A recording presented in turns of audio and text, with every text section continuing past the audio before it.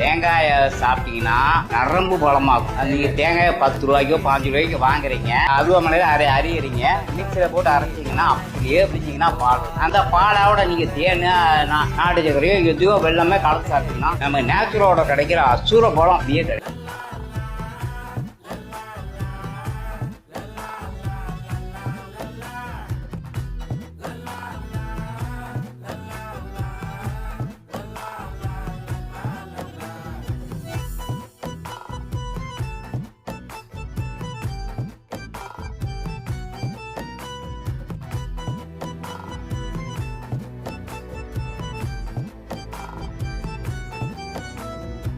மனசு ஃபுல்லா உன் மேலதான், திருந்தி போன ஒன்னாலதான், திரியிற உன் பின்னாலதான், ஓகே சொல்ல கண்